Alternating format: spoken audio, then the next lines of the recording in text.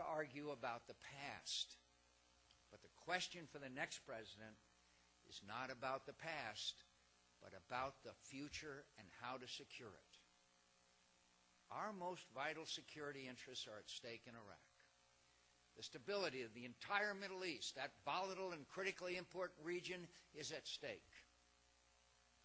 The United States' credibility as a moral and political leader is at stake. How to safeguard those interests is what we should be debating. There are those who today argue for a hasty withdrawal from Iraq. Some would withdraw regardless of the consequences. Others say that we can withdraw now and then return if trouble starts again. What they're really proposing, if they mean what they say, is a policy of withdraw and reinvade. For if we withdraw hastily and irresponsibly, we will guarantee that trouble will come immediately. Our allies, Arab countries, and the UN, and the Iraqis themselves will not step up to their responsibilities if we recklessly retreat.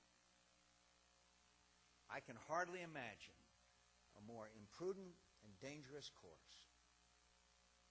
Over the past year, the counterinsurgency strategy of General Petraeus has been based on the premise that establishing greater security in Iraq is indispensable to advancing political reconciliation and economic reconstruction, to making diplomatic progress in the region, and to preparing the Iraqi military to assume its responsibilities to defend the sovereignty of Iraq and the authority of its elected government.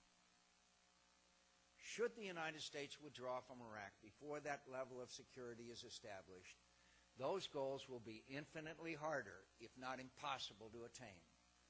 Al-Qaeda in Iraq will proclaim victory and increase its efforts to provoke sectarian tensions in Iraq into a full-scale civil war that could descend into genocide and destabilize the entire Middle East. Iraq would be a failed state that could become a haven for terrorists to train and plan their operations.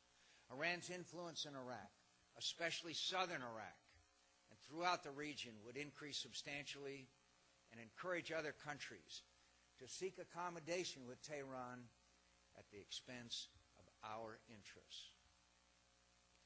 These likely consequences of America's failure in Iraq would almost certainly require us to return to Iraq or draw us into a wider and far costlier war. The American people deserve the truth from their leaders. They deserve a candid assessment of the progress we have managed to make in the last year in preventing the worst from happening in Iraq, of the very serious difficulties that remain, and of the grave consequences of a hasty, reckless, and irresponsible withdrawal.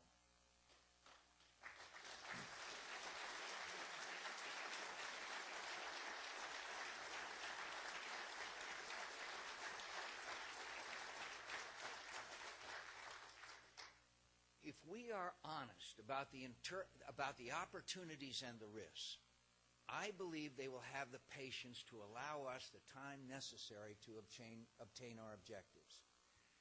That honesty is my responsibility, and it is also the responsibility of Senators Obama and Clinton, as well as Democratic and Republican leaders in Congress. Doing the right thing in the heat of a political campaign is not always the easiest thing. But when 4,000 Americans have given their lives so that America does not suffer the worst consequences of our failure in Iraq, it's a necessary thing. In such a grave matter, we must put the nation's interests before our own ambitions.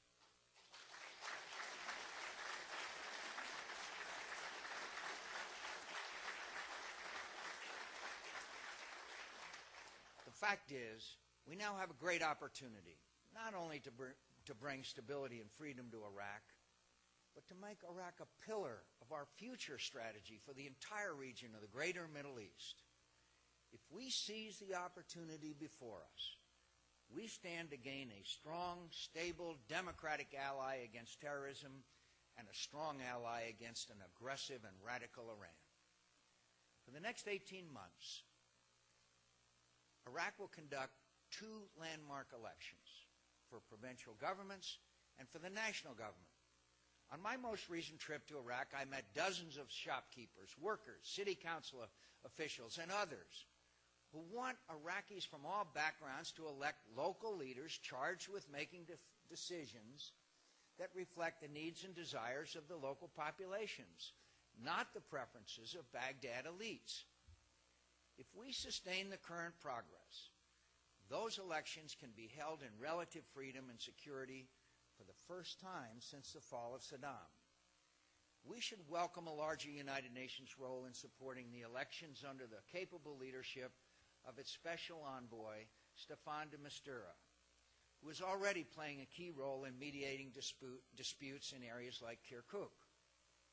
Throughout this period, we must continue to help the Iraqis protect themselves against the terrorists and the insurgents. We must press ahead against the radical Shiite militias and the Iranian-backed special groups and support the Iraqi government's efforts to defeat them. We must continue to support the Sunni volunteers of the Iraqi awakening as they stand up to al-Qaeda in Iraq, especially in the ongoing battle for Mosul.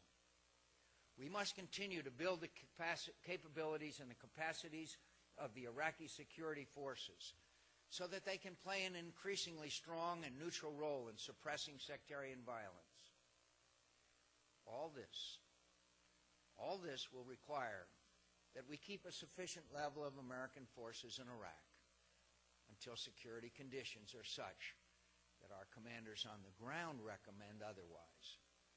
It also means that we must increase levels of reconstruction assistance so that Iraq's political and economic development can proceed in the security that our forces and Iraqi security forces provide.